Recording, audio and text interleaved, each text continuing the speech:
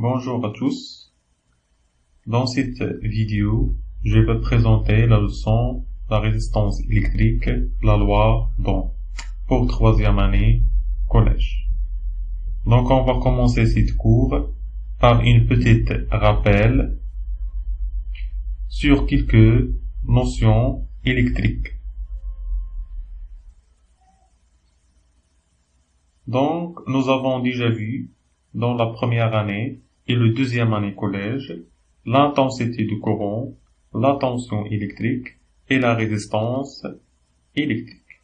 Et nous avons déjà vu le symbole de l'intensité, c'est I majuscule, et l'unité de l'intensité du courant, c'est l'ampère, le symbole A majuscule, et l'appareil de mesure de l'intensité du courant, c'est l'ampère mètre, et le type de branchement. Donc, comment on peut brancher l'ampère-mètre dans le circuit? Donc, on va brancher en série. Et nous avons déjà vu aussi la tension électrique. Donc, le symbole de la tension électrique, c'est U majuscule. Et l'unité de la tension, c'est le volt. Le symbole V. Et l'appareil de mesure de la tension électrique, c'est le voltmètre. Et le type de branchement, donc le voltmètre est toujours branché en parallèle ou en dérivation. Donc la résistance électrique, donc tu as déjà vu aussi la résistance électrique, donc la résistance électrique de symbole R majuscule, et l'unité c'est l'ohm, le symbole de l'ohm c'est oméga, donc oméga c'est ça le symbole de l'ohm. Et pour l'appareil de mesure, donc, on utilisait l'ohmètre. Donc, le type de branchement, c'est en série. Donc, quelle relation entre ces trois grandeurs électriques? Donc, c'est-à-dire, c'est quoi la relation entre l'intensité de courant et la tension électrique et la résistance électrique? Et c'est quoi le rôle de conducteur ohmique? Donc, on va essayer de répondre à ces questions dans cette leçon-là. Donc, le conducteur ohmique, c'est ça, le symbole réel de conducteur ohmique. Donc, tu déjà vu dans la première année collège. Donc, un conducteur ohmique est un dipôle non polarisé, c'est-à-dire les pôles sont identiques, c'est-à-dire non polarisés, permettent de diminuer l'intensité de courant dans un circuit électrique. Donc, l'intensité du courant, donc cet conducteur ohmique, et diminuer l'intensité du courant qui est traversé dans le circuit électrique. Donc, il est caractérisé par une grandeur physique appelée la résistance. Donc, on a déjà vu que la résistance, son notée R, et son unité dans le système international, c'est l'ohm, de symbole oméga. Donc, le symbole normalisé d'un conducteur ohmique, donc pour tracer le conducteur ohmique dans un papier, on ne va pas utiliser le symbole réel, mais on va utiliser le symbole normalisé. C'est ça, son symbole normalisé de conducteur ohmique. Donc, après connaître le rôle de conducteur ohmique dans un circuit électrique, on va commencer de répondre à la deuxième question. Quelle relation y a-t-il entre les trois grandeurs électriques, la tension électrique, l'intensité de courant et la résistance électrique R? Donc, on va connaître c'est quoi la loi d'Ohm. Donc, pour répondre à cette question, on va faire une petite expérience. Donc, c'est ça l'expérience. Donc, on réalise un montage électrique à l'aide d'un générateur de tension continue réglable. يعني قابل للضبط. يمكننا نغيروا la tension كما بغينا.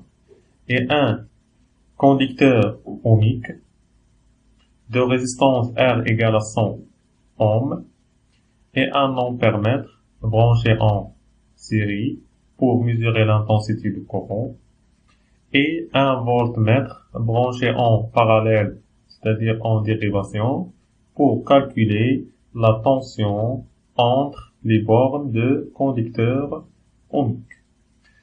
Donc, dans cette expérience, on fait varier la tension aux bornes du générateur, puis on relevait à chaque fois la tension U aux bornes de conducteurs ohmiques et l'intensité I qui le traversait le circuit. Donc c'est ça le schéma réel de l'expérience.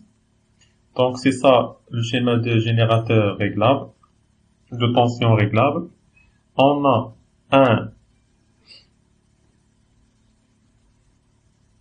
un conducteur ohmique de résistance R égale à 1000 ohms. Et on a aussi un ampère mètre. Très bien. Donc, dans chaque voie, on va varier la tension. On va mesurer l'intensité I en milliampères et on va convertir cette valeur en ampères.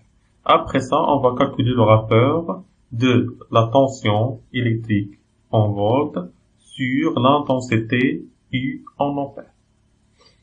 Donc, on va commencer par la tension 2 volts. Donc, on va régler le générateur de tension réglable à 2 volts. Donc, on va 2 volts. Et ça, 2 volts. Oui, 2 volts. Donc, la valeur affichée sur l'ampère-mètre, c'est 2 milliampères. Donc, on va poser 2 milliampères. Mais, il faut convertir cette valeur en ampères. Donc, on a déjà vu que 1 milliampère égale à quoi? Égale à 0,001 ampère. Donc, la tension I égale à 2 milliampères. Donc, il faut diviser sur 1000. Donc, 2 divisé sur 1000. Donc, pour trouver la valeur en ampères, donc il faut toujours diviser la valeur de milliampères sur 1000. Et on va trouver I égale à 0,002 en ampères. Donc, 2 milliampères égale à 0,002 ampères. La même chose, on va varier un générateur de tension réglable à 4 volts. Oui, donc l'ampère-mètre s'affiche quoi? S'affiche 4 milliampères. La même chose, on va convertir 4 milliampères en ampères, on va trouver 0,004 ampères. La même chose, on va régler le générateur de tension réglable à 5 volts. On va trouver 5 milliampères.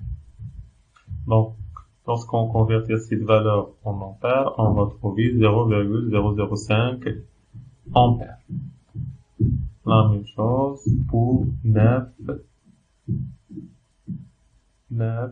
volts. Puis, donc pour 9 volts, on va trouver dans l'ampère-mètre, s'affiche 9 milliampères. Donc la valeur en 9 milliampères, donc l'intensité en ampères égale à 0,009 ampères. Pour la dernière tension, c'est 12 volts. Donc la valeur s'affiche dans le milliampère, c'est 12 milliampères. On va convertir pour trouver à 0,012 ampères. Très bien. Maintenant, on va faire le rapport de tension sur l'intensité. Donc 2 divisé sur 0,002. Donc c'est égal à quoi? Égal à 1000. La même chose. 4 divisé sur 0,004. Donc, égal à quoi? Égal à 1000. 5 divisé sur 0,005 ampères. Donc, égal à la même valeur. Constante. Égal à 1000. La même chose pour 9 divisé sur 0,009 et 12 divisé sur 0,012 ampères. Donc, on trouve que le rapport I sur I est toujours constant. Donc, I sur I est toujours égal à 1000, égal à une valeur constante. Donc, cette valeur constante, donc cette 1000, donc égal à quoi 7000? Donc, on a dans l'expérience, donc on a le conducteur ohmique de résistance R égale à 1000 ohms. Donc, cette 1000, donc cette constante, on va trouver dans cette expérience, on trouve que I sur I égale à 1000. Donc, cette valeur 1000, c'est c'est la valeur de résistance électrique. Donc, on a I sur I égale à R. Donc, cette relation-là, I sur I égale à R, s'appelle la loi d'Ohm.